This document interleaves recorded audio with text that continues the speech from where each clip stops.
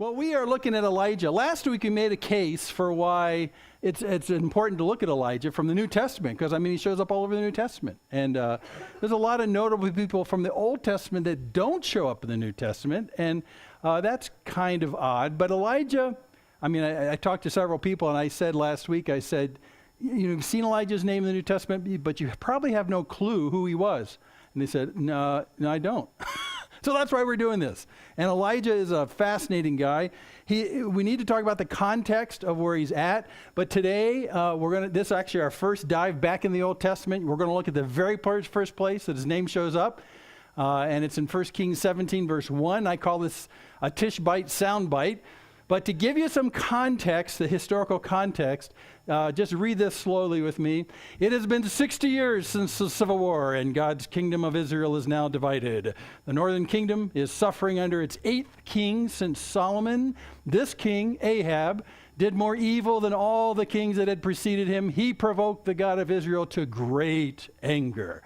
His wicked Phoenician wife, Jezebel, controlled the king like a puppet. And together, they introduced the worship of the false god Baal into the northern kingdom. And God had had enough, and he brought Elijah, his prophet, into the presence of King Ahab to confront him.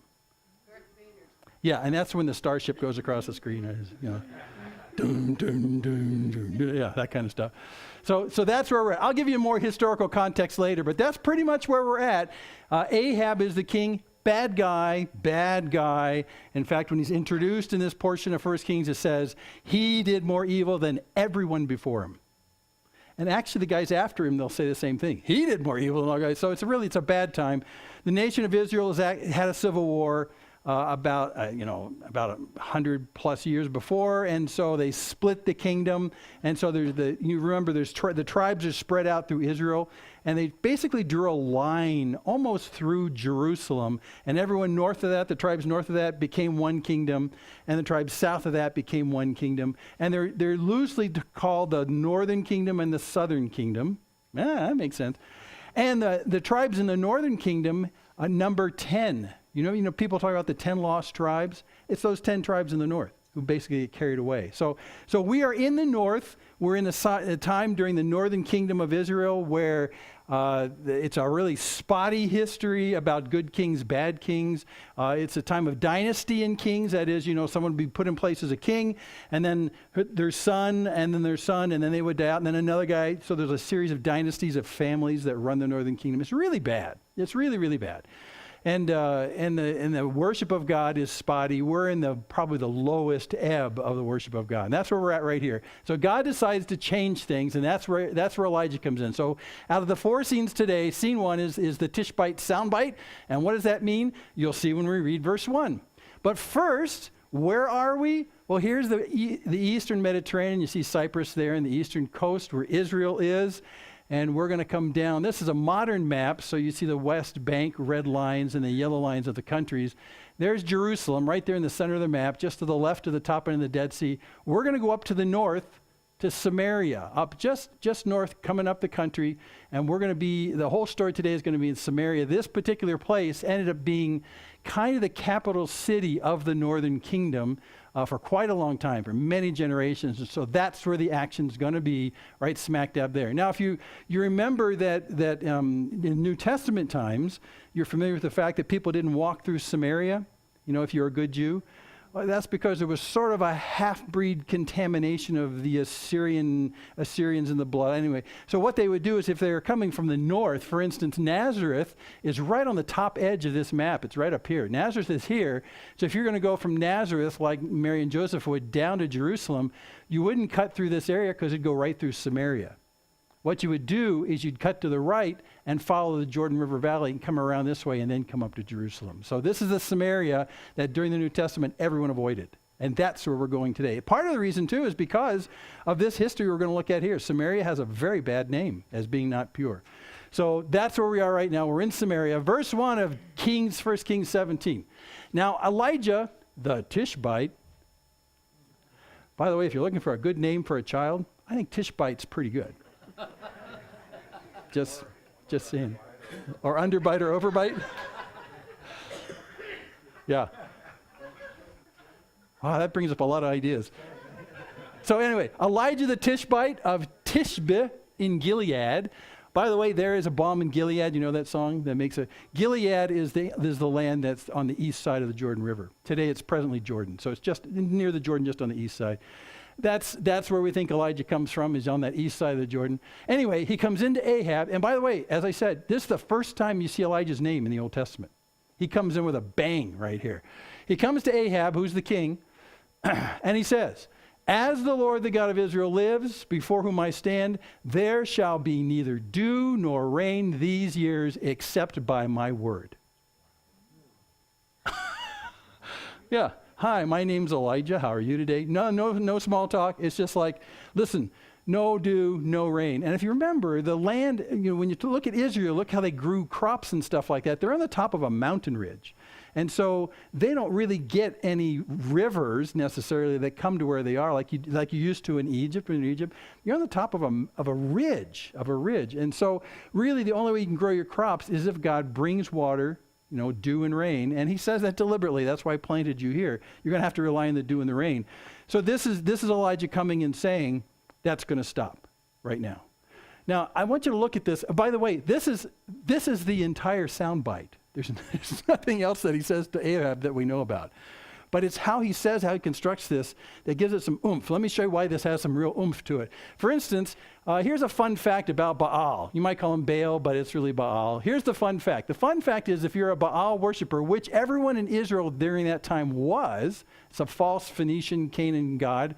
The fun fact is this. They believe that Baal died every year at the end of the rainy season, and then he resurrects from the dead to bring the rains back again. So they would actually credit him with being really powerful because, look, he's dead right now because it's not raining. It's a dry spell.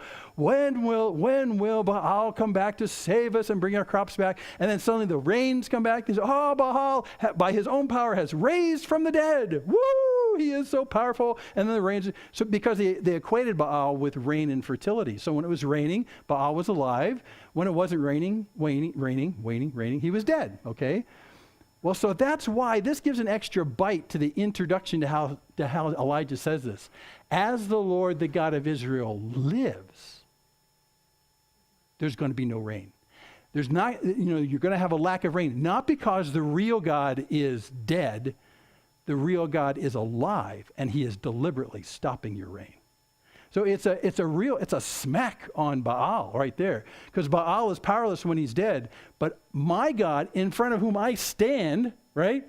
This God is alive, and in his living, firm nature, he will stop the rain. And your Baal can do nothing about that.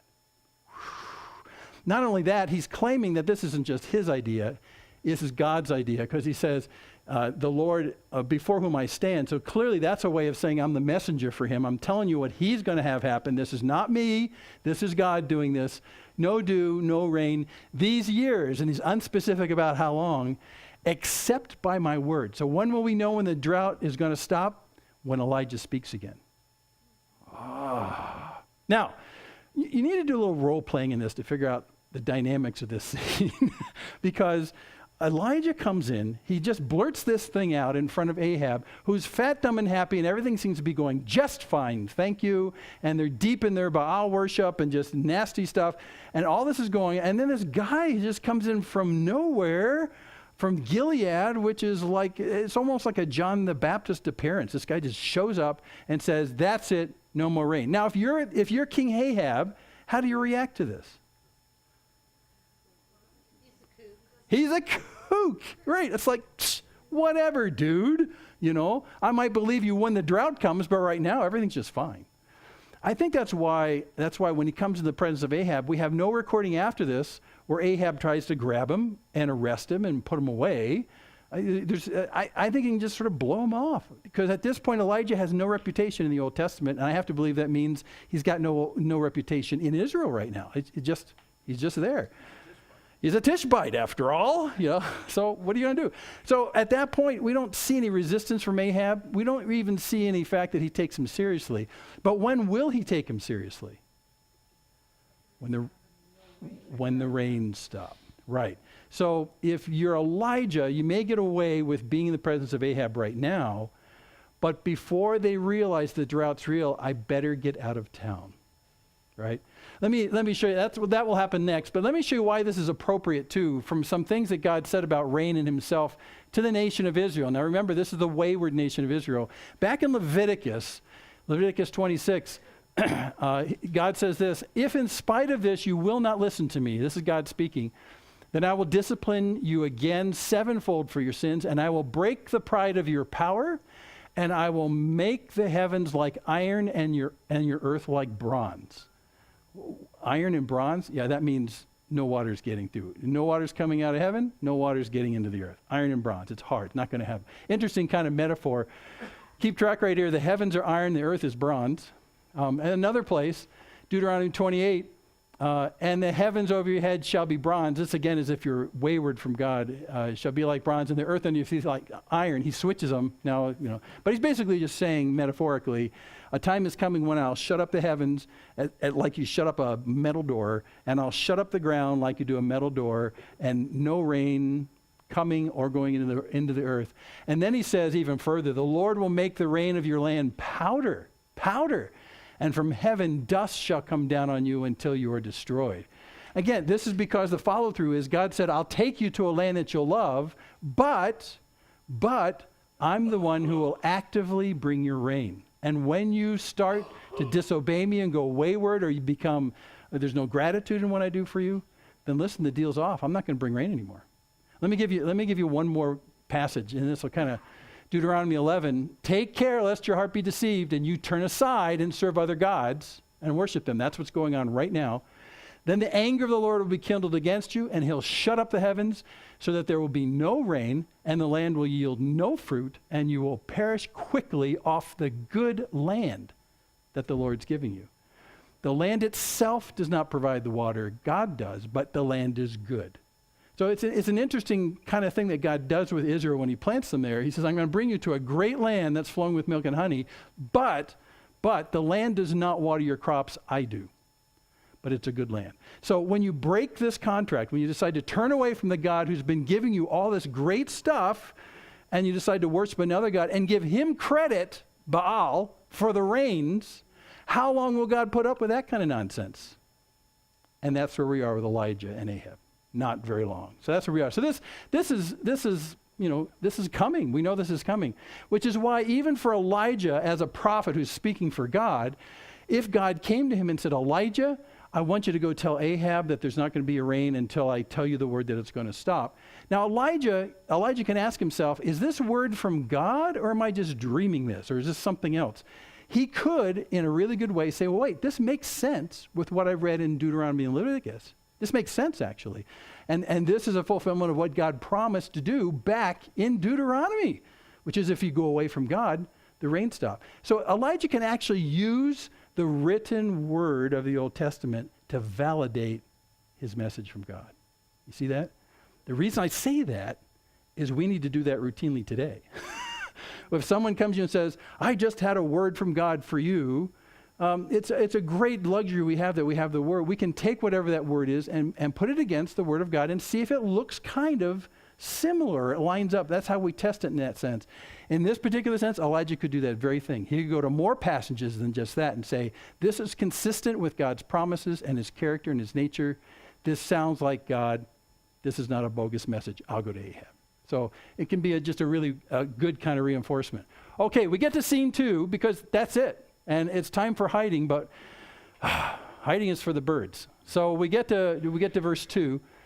And the word of the Lord came to Elijah, depart from here, turn eastward, and hide yourself by the brook Cherith, actually, which is east of the Jordan. And you shall drink from the brook, and I've commanded the ravens to feed you there.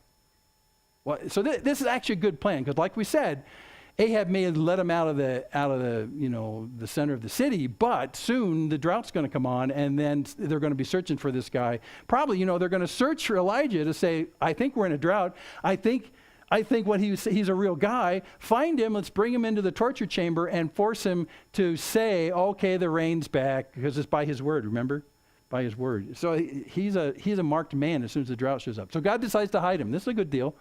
And tends to go over there. Now, the interesting thing is the ravens are going to feed you there. The ravens are going to feed you there. Now tell me that's not crazy. I put this picture up because ravens, we've been to Alaska several times because we have children live there, but I remember one time being in this very sort of setting where there were these tall trees. You remember this? These tall trees, and we didn't hear the ravens, but you could hear the sound of them gliding through the trees. You heard this weird kind of sound. I've never heard this sound before because they were only maybe as high as the roof here. And when they're not flapping, they're just gliding. And when they're gliding, they sound like a miniature 747. It's the strangest sound I have ever heard. But they're big. They're big. They're like that big. Ravens are. So, and ravens, ravens have this lore in Western civilization of them being kind of nasty, and Edgar Allan Poe and all that kind of stuff.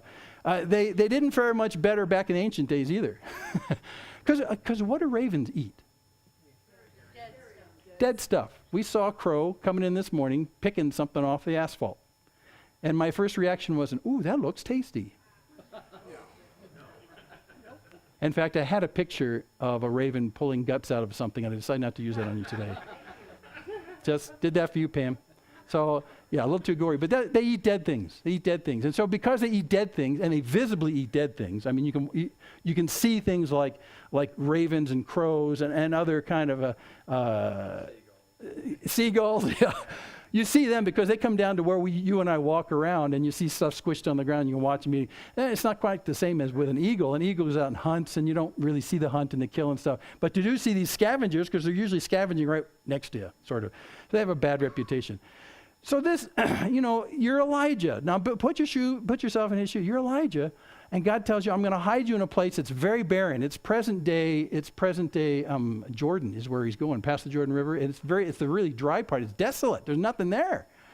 And he says, I'm going to feed you from a raven. And you think, sushi every night. Yeah, it could be regurgitated too. It's like, well, this is not really good news, actually. Yeah, Tabasco would help.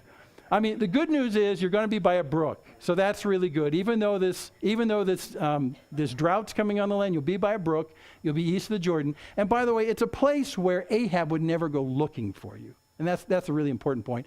It's off in the wilderness past the Jordan, where it's just rocks and wadis, which are, river valleys that are dry and stuff. It's barren. If you ever go to Israel, look to the east past the Jordan, you'll say, not going there. So anyway, so that's what he says. I'm going to take you there. I'm going to hide you there. I'm going to very interestingly have the ravens feed you there. But interestingly enough, Elijah's probably thinking this. In Deuteronomy, also Leviticus, talking about what you can eat and not eat, God says you may eat all clean birds, but these are the ones that you shall not eat. The eagle, the bearded vulture, the black vulture, the kite, the falcon of any kind, and every raven of any kind. Can't eat that. So immediately in his ears, since he knows the Old Testament, he realizes that God's going to have an unclean bird feed him. Weird. And so from Elijah's ears, he's hearing, God's going to take me out in the wilderness where there's nothing. There's a brook, unfortunately. But then an unclean animal is going to feed me unclean food. But what changes it is God said, that's my plan for you.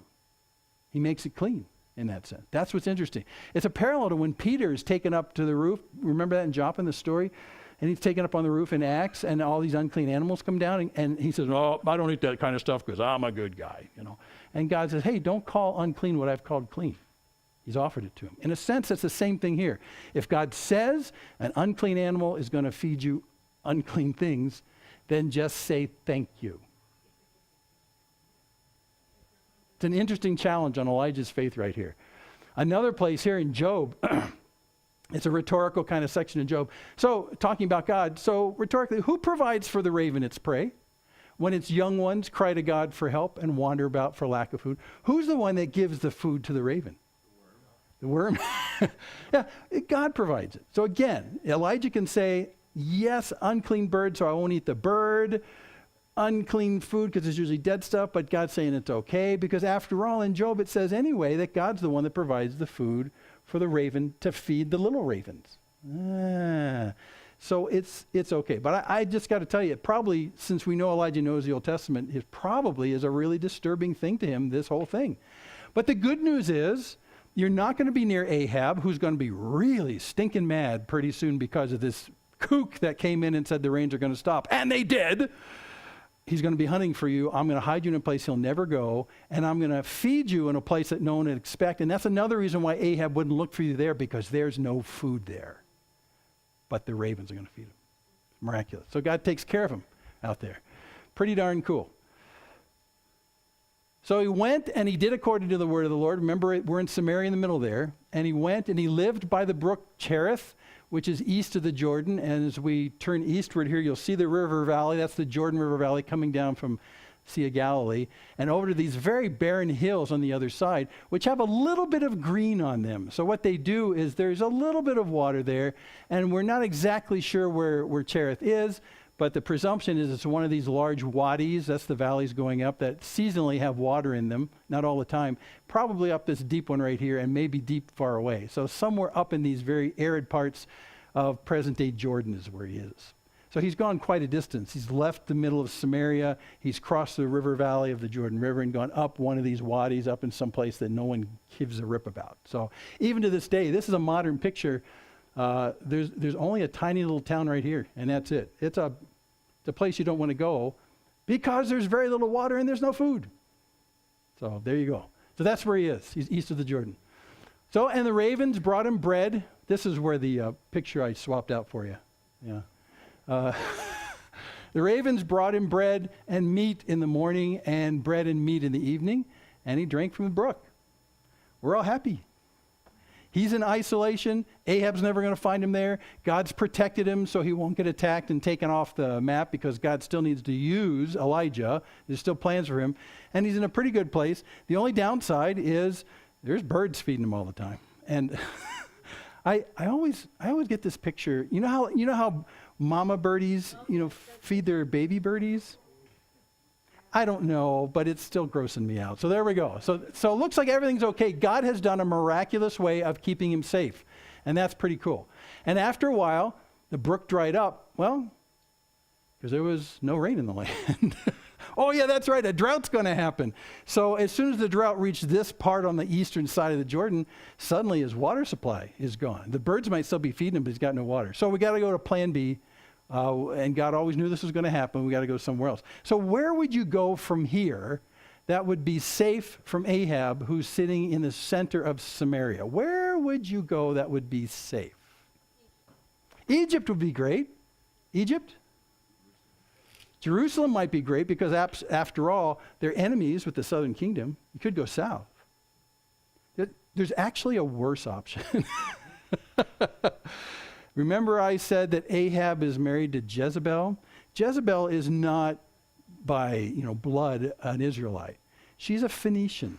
She comes from what is present day Lebanon. And Phoenicians, if you remember any of your kind of old history, Phoenicians were the seafaring people. They really made their whole life was based on the sea. So during these times and even later, the coasts of Israel were many times occupied by Phoenicians, people who did maritime travel and trade and all that kind of stuff. So if you go up to present day Lebanon on the coast, that's where Jezebel's from. And that's where the Baal worship is coming from, and that's what's contaminating Israel.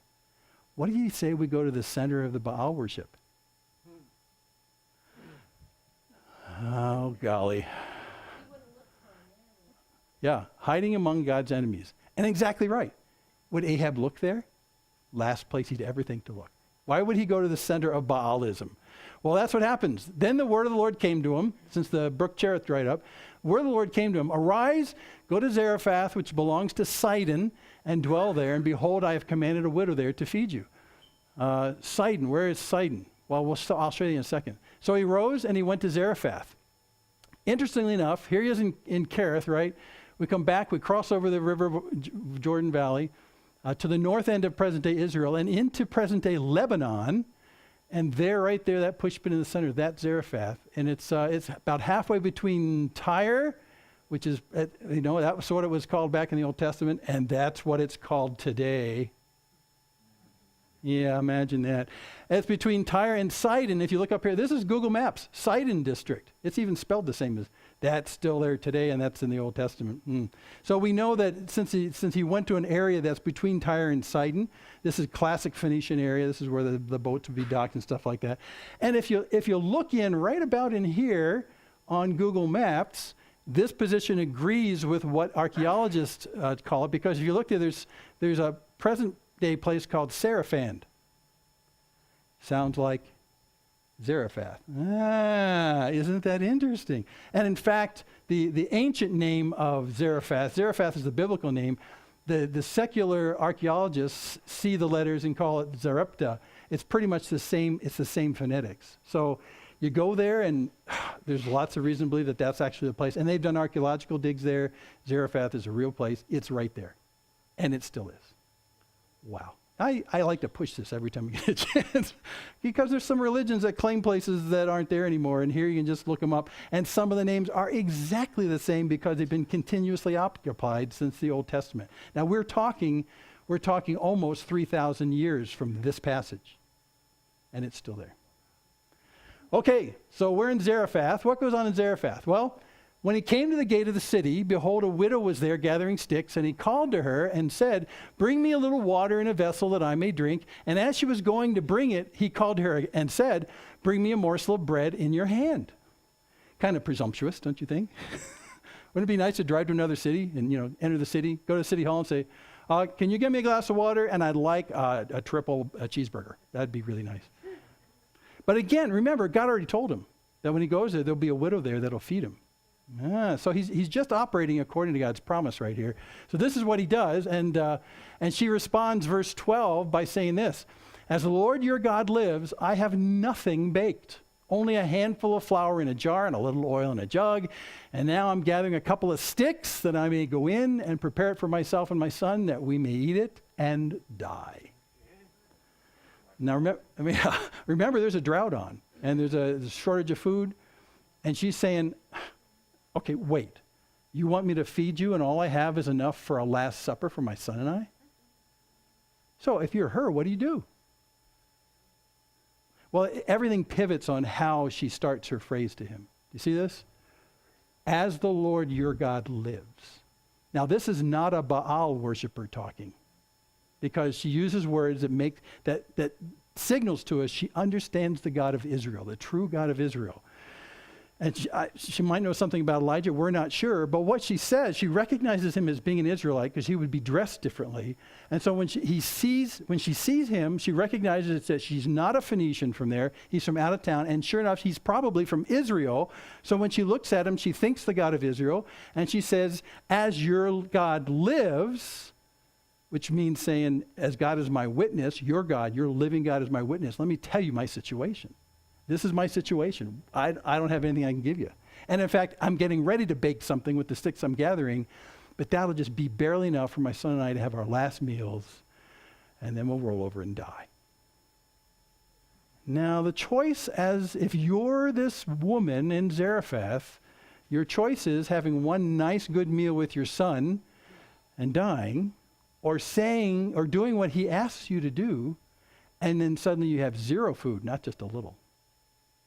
But it's the presence of "as the Lord your God lives" that changes everything. So if I knew that he was from the God of Israel and there was something about the God of Israel that was different than Baal, I might be tempted to trust him, even though this is crazy in so many ways. But we just hold in suspense the entire scene right there. And now Elijah knows the situation she's in. So Elijah says to her, "Do not fear. Go and do as you have said, but first make me a little cake of it and bring it to me, and afterward make something for yourself and your son. For thus says the Lord, the God of Israel," the same person that she addressed him with. This is what that God is saying: "The jar of flour shall not be spent, and the jug of oil shall not be empty, until the day that the Lord sends rain upon the earth." So she's not sure what to do, but then he gives her the assurance of the words of God. "Listen, ma'am, if you feed all three of us right now, I promise you, because God has promised, that this jar will never go empty until the drought ends." Well, would you take him up on that? Well, I think it would.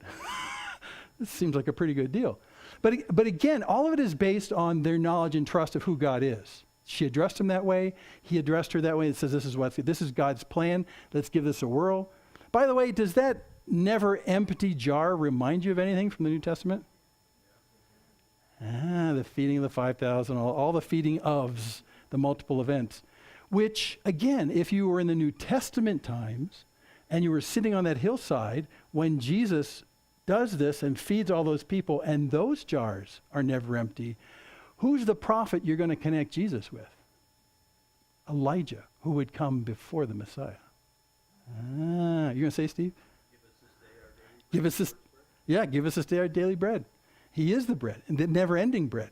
So here's a setup that's happening 9 centuries before Jesus serves all those people on the hillsides. So they would make some kind of Elijah-like connection with Jesus. This is why the Old Testament is really fun. Stay tuned. There's another really fun one at the end this morning. Okay, so that's the plan. So she went and she did as Elijah said, and she and he and her household ate for many days. Many days. And the jar of flour was not spent, neither did the jug of oil become empty, according to the word of the Lord that he spoke to Elijah. Yeah. Much better than ravens. I just got to tell you. Much better than ravens. So it worked, and she is changed by this, and Elijah is changed, but look how she is changed. This is a remarkable thing. In scene 4, another thing happens because of that adds on top of that bread incident, and it's grace that comes to her in another part of need. So he's still with her, he's still in Zarephath with her. Verse 17, after this, the son of the woman, the mistress of the house, became ill. How ill? Well, and his illness was so severe that there was no breath left in him. You know, like that's how you test when someone's dead. You've seen that in Westerns, stuff like that, you know. Or in Victorian times, you would put a mirror here, and if they exhaled, it would make a little color. So you check the breath. That's how you do it. They didn't check the, they didn't do that. So anyway, it looks like he's dead, or at least it's pretty bad, or he's dying, he's almost gone. He doesn't seem to be breathing. And so she says to Elijah, because she knows he's from God, what have you against me, O man of God? She's saying this kind of rhetorically. You have come to me to bring my sin to remembrance and to cause the death of my son? What's she saying? Well, she knows this man is from God. And the common idea at the time was the sins were visited on the children. Well, she knows she's sinful. So this man of God came to me to reveal my sins, and now my sins are causing my son to die. Is that why you're here? Really? To raise the issue of my sins and have my son pay the price for that? Is that really what this is all about? I mean, she's speaking out of grief, and she's not really thinking too clearly, but she does connect this to God and not so much to Elijah. Why would God do this? After all, God's the one who's replenishing my flour jar every day. Why would he let my son die? Maybe it's because of my sins. Maybe it's because of this prophet who's here to tell me about my sins, and now your son's going to die as a result. Is that what's going on? And for her, that's a very good question, because when you're in the midst of plenty from God, you know, the flour jar that doesn't empty, and then something catastrophic like this happens, you got to stand there and say, God, what are you doing? Right? Have you ever been in that position where you say, God, what are you doing? Your blessings to me are like this, but then this happens? I mean, what? So it's a very honest question on her part. Really honest question. And he said to her, give me your son. Okay. And he took him from her arms, carried him up to the upper chamber where he lodged. It's actually the roof of their houses was the guest room. So he's up on the roof. It's a room upstairs. And he laid him on his own bed, and he cried to the Lord. Now, there's an interesting thing here. This kid has all the signs of being dead. And if you know the unclean laws, again, from the Old Testament, you do not take a dead body and put it on your own bed. But that's what he does.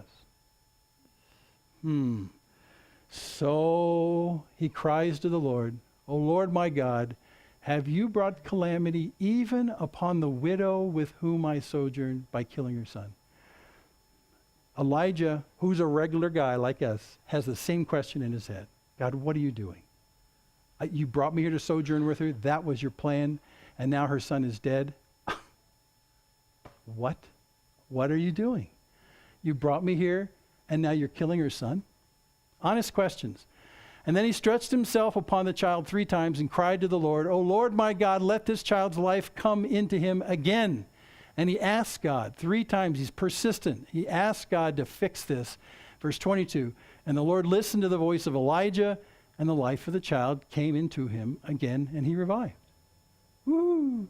Now, if you're a critic of the Old Testament, you'll look at this scene medically speaking, and you'll say, well, he just lost his breath, and basically he was doing like CPR stuff on him by jumping on him, and then finally it got his breath going.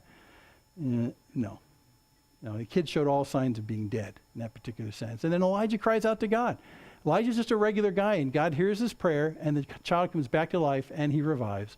And Elijah took the child, brought him down from the upper chamber into the house, and delivered him to his mother. And Elijah said to her, "See, your son lives." This, by the way, is the first time in the chronology of the Old Testament that someone comes back to life. So when someone comes back to life in the ministry of Jesus, the prophet they'll think of is Elijah. So really, when we see in Malachi that Elijah is supposed to come before the Messiah in that particular sense, and everyone's thinking that, this is done in such a way that there'll be such a close distance between the apparent Elijah and the old Elijah and the one to come, that all these connections will be made. All these connections will be made, which is why when they see Jesus, we talked about this last week, many times people were asked, who do you think this Jesus is? And they'll say, Elijah? Why? Well, because he fed us, and we saw someone come back to life in the ministry of Jesus. So that's the close association that's just automatic for people in the New Testament. See, your son lives, and the woman said to Elijah, "Now I know that you are a man of God, and that the word of the Lord in your mouth is truth." You don't think the bottomless jar of oil and flour didn't do that? It's magic. Yeah, who knows? It does it really does reinforce, though, that there's a certain sense that we all are susceptible to, which is when God brings his grace to us on one level, say this endless food, we get so used to it and start to take it for granted that we forget the fact that this is day by day done by the intentions of God himself on a daily basis. And you start to take it for granted. And whether you want to or not, you start to slip out of that mode of thinking that this is God's daily grace. She might have been in that place. But now when she sees her son come back to life, she says, well, that's it. That's proof enough for me. My son's back to life. And no one can do that. No one has ever done that in the history of Israel. So now I know that the word of the Lord in your mouth is true. Okay, so let's sum up. We did all of chapter 17. And let's start from this last scene, this grace in an unexpected place. Isn't it interesting, at the death of that son, there's no reason why that woman would ever expect Elijah to bring him back from the dead. And yet, there's grace to bring him back from the death. Grace in a place you would never expect it. Now, the Israelites at the time were warned about all of the bad pagans that are around them, the Phoenicians, the Canaanites, all those people. And God called Israel his chosen people. Why would God ever decide to do something good for a Canaanite or Phoenician? Because he told us they're all a bunch of idiots. But here, God, without her even asking, brings him back to life. That's why I call it grace in a very unexpected place, because here's a pagan Gentile who God brings back to life. Why would God ever do that? Because she believed in the God of Israel. That's the only discriminating issue in the entire thing. Yes, she was a Phoenician. Yes, they worshiped Baal up and down the streets and in the city. But yes, she believed in the God of Israel. And so grace follows belief in that God. Big deal. Look at the third scene, where he's hiding among the God's enemies, and this replenish all the time of the food in the jar and stuff like that. The interesting thing is that God can take care of you even if his plan is deliberately put you in a hostile area. Because where we live today is a hostile area. And God has no problem taking care of Elijah, no problem taking care of us. This is a lesson that Elijah's going to have to remember, by the way, as life goes on. But it's a key point that where you are isn't as important as who is your protector and who you put your trust in. That's everything. And that's what he learns in that scene with that woman right there. He's smack dab in the middle of Baalville, and everything's just fine. Or if you go up to scene number 2 where he's hiding with the birds, in the same way that God can take care of you in hostile territory, he can fully take care of you in barren territory. So if you would characterize your life right now as either hostile or barren, he's got it all figured out. He can carry you through that. If you put your trust in him, he's got that all figured out. Barrenness or hostile nature, God can take care of you because you put your trust in him. That again is a lesson that Elijah needs to understand, and that's going to serve him well pretty soon in the next part of it. And the Tishbite soundbite, he just kind of barged in there and spoke the words of God, even though it could have gotten him killed. So in these 4 scenes, we see 4 attributes of God, not of Elijah, that are really fascinating. I'll wrap it up with these. Attributes of God, well, in the soundbite session, we understand that God's very interested being bold in order to free us, to liberate us, because the truth sets you free. Well, who's being freed up when Elijah confronts Ahab? Who's being freed up? The people of Israel, who are now under the thumb of Baal worship. And Baal's a false god, and it's tyranny, and it's horrible. They are forfeiting the incredible promises of God, where God said, I'll put you in this land, and if you fear me and love me, I will provide everything you need. Dew for your plants, rain for your plants, wonderful. I'll provide for you if you put your trust in me. I want to liberate you from the jail of Baal. And that's why God chooses Elijah to go in boldly and to liberate the nation of Israel by confronting the guy who's promoting Baal. That's purely, it does nothing for Elijah and does nothing for Ahab. It does everything for the people of Israel who are being fooled. See that? And sometimes that takes great boldness. Now I say that, and that was bold. I say that because there's, when we talk to people about who the Lord is, we can take a very, very, very, very, very, very soft approach, or we can choose to be just a little bold. Well, the issue is speaking clear enough for those who are in the captivity of their own Baals to be freed. And sometimes, well, almost always it takes a little boldness. Elijah barged into the king who was promoting Baal worship. You don't have to necessarily be like that, but you do have to be a little on the bold side. And everywhere we see through Acts as the apostles move on, there's boldness there. It's not craziness. Oh, okay, there's a little craziness. But there's boldness, because what's at stake isn't your comfort. That has nothing to do with it. What's at stake are people who are in bondage to Baal, to something that promises and cannot deliver. Okay? So that's why boldness is a really, really big deal. The second one, we learn about God's faithful provision. No matter where you are, God will provide for you, even if it looks like there's nothing there, and there wasn't anything there. So God had it specially flown in from out of the county. And third, in the hostile places, what's interesting here is that when Elijah meets her, he understands that she knows the God of Israel and is willing to trust him. How did that invitation get to Zarephath? How did that happen?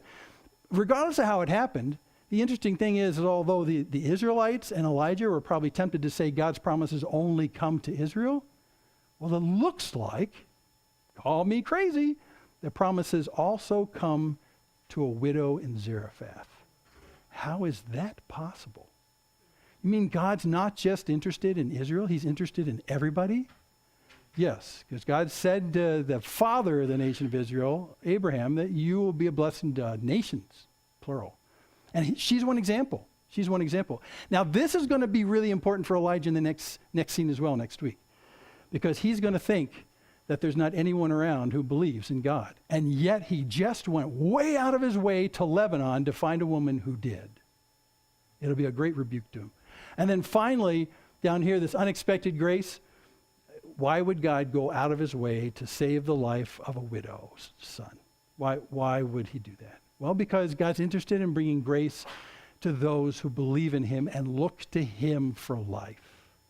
It has nothing to do with a nation, has nothing to do with your racial background, has nothing to do with your country. It has everything to do with whether you're willing to trust him and put your faith and trust in him, and he'll do that. Grace follows the hearts that love God. That's just the word right here. And Elijah's going to need to remember that in some scenes coming up as well. And we need to remember that as well. It's a really big deal. So let me just push on and tell you, next week we're going to go to probably one of the biggest scenes in the entire Old Testament. Dun, dun, dun. If you're going to make a movie in the Old Testament, do this scene. Has anyone done a movie with this scene? I can't. I'll have to check this out. Anyway, you won't want to miss it, because if you were to pull aside a Jew and say, tell me the top 3 most dramatic scenes in the entire Old Testament, this would be one. Let's see it. Creation, Exodus from Egypt, and Elijah with the prophets of Baal. Okay, so that's next week. We'll see that. But before we do, don't miss that. In fact, if you're not here next week, just read the next chapter, chapter 18. Oh my gosh. I mean, it'll just, it's cool. But before we get there, I want to ruminate a little bit more about this woman of Zarephath, because there's another weird New Testament connection here. And what's that? Well, remember, the widow at Zarephath was a woman who, in a very unlikely way, believed in the God of Israel and came to trust him based on what he did through Elijah there. Here's this woman who's a Phoenician who should be a Baal worshiper, and yet she puts her trust and hope in God of Israel. And from the God of Israel, she's fed every day, and she finds salvation and life for her son. Wow. Now you fast forward 900 years to the time of Jesus. And Jesus does a really weird thing. Well, he did a lot of weird things. But he decides when he's doing his 3-year ministry to take a detour up to a little place somewhere between Tyre and Sidon. Exactly this same area. And what does he run into? A widow, a woman who has a sick child. And somehow, when she sees Jesus, she calls him the Son of David. She knows that he's the Messiah. How did she know that? She lives in Lebanon. She lives in an age-old culture that was full of cultic Baal worship. And yet when she sees Jesus come into the neighborhood in that little part of the coast right there, she comes to him and says, Son of David. And then she pleads for him for the life of her daughter. And then Jesus responds to her by talking about bread. Remember the bottomless jar? Well, what? You can read this for yourself in Matthew 15. But when Jesus challenges her with a bread metaphor, she comes back with probably one of the most admirable comebacks in the entire Bible. I mean, it's remarkable. And you have to go read it. It's really something. And after she says that, in a sense, it almost stops Jesus in his tracks. And he points to her and says, you have mega pistis, mega great faith. You, this Phoenician woman who lives on the coast between Tyre and Sidon, have great faith. He doesn't use that term with anyone else except for another Gentile who happens to be a Roman centurion. Talk about rubbing the Israelites' face in it. So how did the woman in the New Testament encounter with Jesus know about the God of Israel, know that God can feed, because her answer to the feeding question that Jesus poses is really good, and knows that he can bring life to things that are dead? How does she know that? Could it be, and this is pure speculation, but I like to think it's true, that 900 years prior, a woman in Zarephath told her village, there was this guy who came. He came from the God of Israel. He came and God provided for me endless food when we don't deserve it. That's the nature of her response to Jesus. When we don't deserve it, he fed me and he brought my son to life. Could it be that her story from 900 years prior about Elijah carried forward far enough so that by the time Jesus took his detour into the Lebanese coast, she'd put 2 and 2 together and say, he'll do it again today? Could that be? She could have been a relative. But we're talking 9 centuries. Can the truth about the faithfulness of and the loving kindness of God persist in a small village on the coast between Tyre and Sidon for 9 centuries until when Jesus comes, he's spotted? I think so. That's why it's awfully fun to read the Old Testament, because you'll suddenly find out that Jesus will use those allusions to what had happened sometimes 900 years before. And all he has to do is show up, and they're ready to recognize him. You have such great faith. And if you know me, you know that that woman in the New Testament, they call her the Syrophoenician woman because we don't know her name. When I see her in glory, I'm going to ask, what's your name, and can you tell me your side of the story? She is one of my top 5 favoritist people. And now when I see the widow of Zarephath, I realize that God had been putting this together for centuries. In the same way that he's been putting together for centuries his plan for you, to feed you with his bread and to save you from death. The Old Testament constantly points forward to Jesus, and Elijah is the vehicle that God will do that consistently. Let's pray. I could talk all morning about this lady. Father in heaven, we thank you so much for your great loving kindness to us. You go out of your way, just like Jesus did, just like Elijah did, to find us in the barren places and in the hostile places that we reside. And you see that as no barrier. And you come in your grace because you recognize our trust and our faith in you. And you love us by providing for us. You love us by giving us life. You love us by feeding us every day, so that we might turn around in the midst of our hostile place we live and say, this is who God is. Trust him and you'll never be disappointed. Thank you, Father, for these incredible words now. And we pray that you'd continue to give us an understanding as we look to those who are around us, whether it's family or neighbors or friends, that you give us an understanding that in the very same way that these people were trapped in Baal worship and a false god that promises but can never deliver, that they're trapped in the same kind of hopelessness, that there really is a God who cares and there really is a God who sees us exactly where we are. So, Father, we pray that that message would be as clearly spoken through our lives as it was through Elijah at that time. So thanks now in Jesus' name. Amen.